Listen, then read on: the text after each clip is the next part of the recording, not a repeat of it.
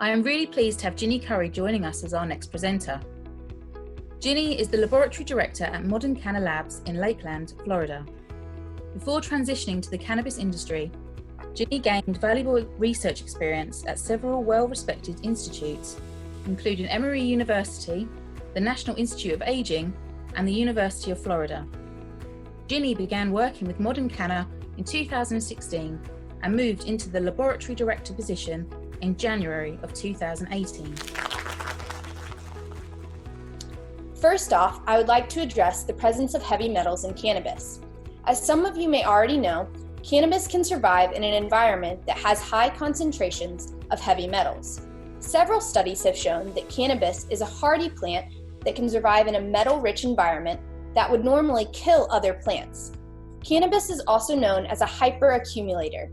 This is seen when a plant can uptake high levels of nutrients and other byproducts that are in the soil through their root system over the course of the plant's life cycle. This uptake can occur with everything from a normal nutrient, such as potassium or calcium, to more dangerous byproducts, such as heavy metals and pesticides. When heavy metals are drawn up from the soil, growth medium, and/or water, they accumulate in the plant. If this accumulation occurs, it will be present in the raw flower material and in some instances can be seen in the extracted products depending on the method used to create the concentrates. The heavy metals that are primarily required and those that will be analyzed in this study include arsenic, cadmium, lead, and mercury. The most common method for analyzing cannabis for heavy metals is completed using an inductively coupled plasma with mass spectrometry, also known as ICP-MS. In order to obtain samples that can be analyzed on the instrument, the sample must be prepped and undergo a digestion process. The most common and ideal sample prep method is microwave digestion. There are other methodologies used for sample prep and analysis, such as acid digestion and the use of an inductively coupled plasma with optical emission spectrometry, also known as ICP-OES. However, those methods do not provide the detection limits that can be seen with the ICP-MS. Heavy metals contamination in cannabis is bad, but why?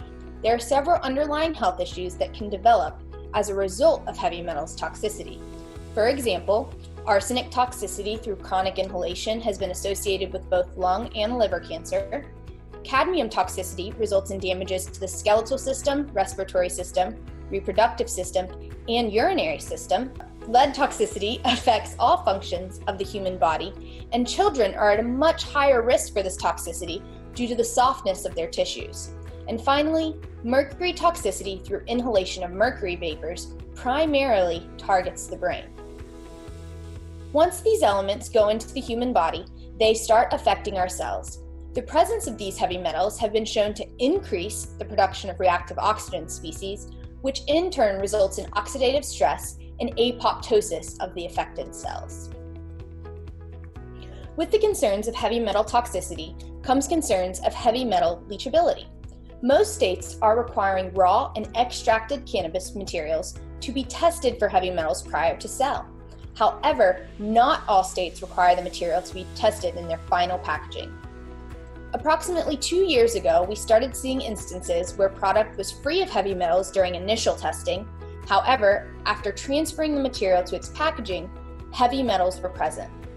The environmental industry does leachability testing regularly and has been doing so for many decades. Plain and simple, the leachability of metals have been studied due to their hazardous nature. In the environmental world, heavy metals are broken into two categories, the 4-RECRA and the 8-RECRA. The 4-RECRA includes arsenic, cadmium, lead, and chromium, while the 8-RECRA includes arsenic, barium, cadmium, chromium, lead, mercury, selenium, and silver. There are standardized methods which have been developed to examine the leachability of these metals, and they are known as TCLP, or Toxicity Characteristic Leaching Procedures. Our laboratory has developed a method that will allow the leachability of heavy metals in cannabis packaging materials to be studied.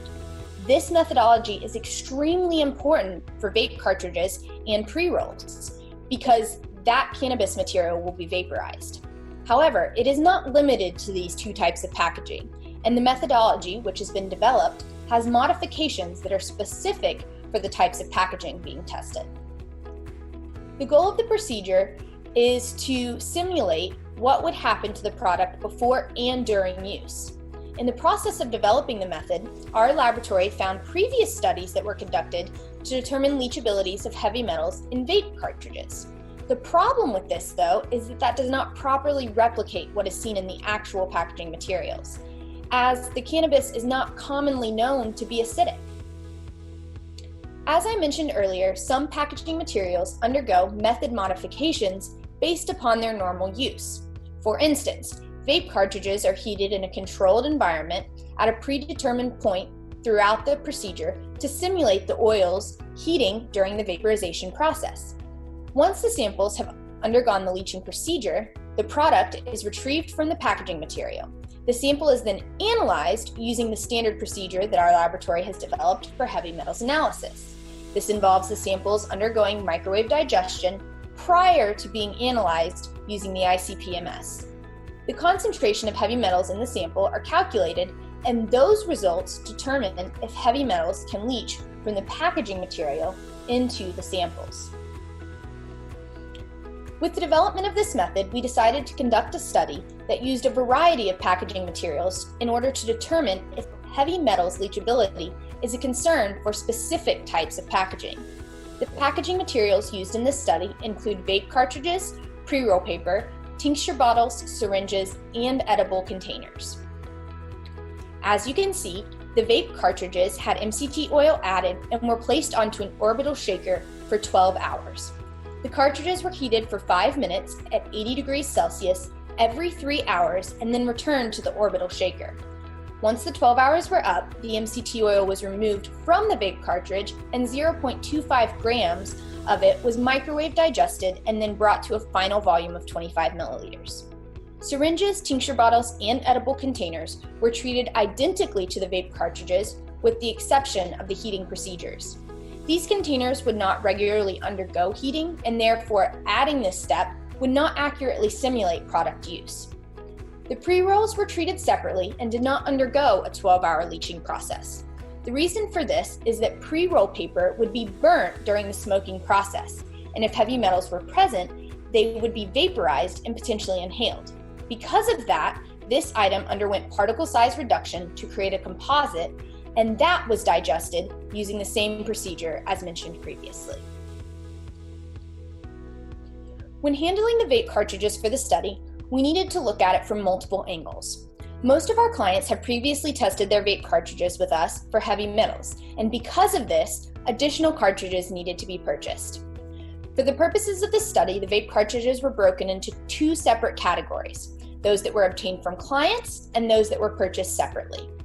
The cartridges that were obtained from clients had a minimal amount of leachable heavy metals in a small number of the total cartridges analyzed, while the cartridges purchased independently contained heavy metals at higher amounts and in a much larger number of the total cartridges analyzed.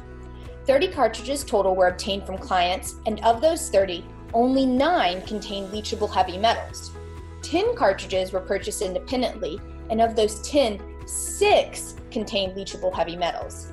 That means that 30% of the cartridges obtained from clients had leachable heavy metals, while 60% of the independently purchased cartridges had leachable heavy metals.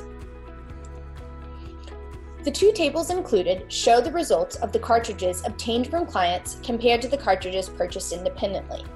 The average concentrations that are displayed on both tables are the average of the cartridges which contained hits. This is not an average of all cartridges that were tested. Of the cartridges obtained from clients, the average concentration of cadmium was 9.75 ppb with a sample count of 7. The average for lead was 129 ppb with a sample count of 2, and the average for mercury was 2.65 ppb with a sample count of 1. None of the cartridges obtained from clients contained any arsenic.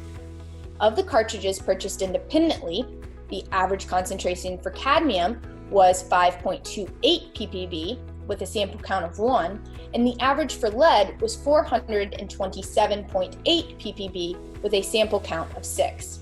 None of the cartridges purchased independently contained arsenic or mercury.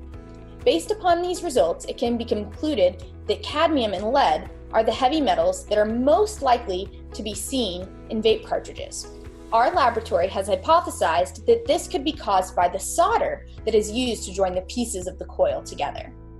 Rather than going through a leachability process, the entire pre-roll undergoes particle size reduction and is digested. When pre-rolls are smoked, the paper is burnt.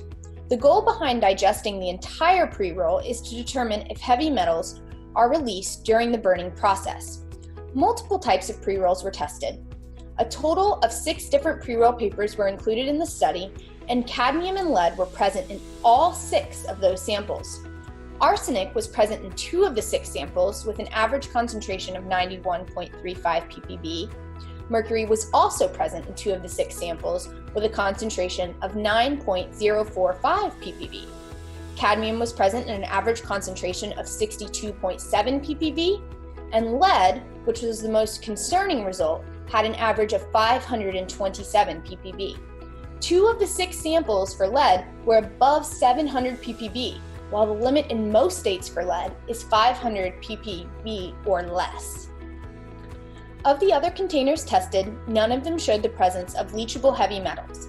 However, this does not indicate that these items should be free from the same scrutiny and testing that was performed on the other packaging materials.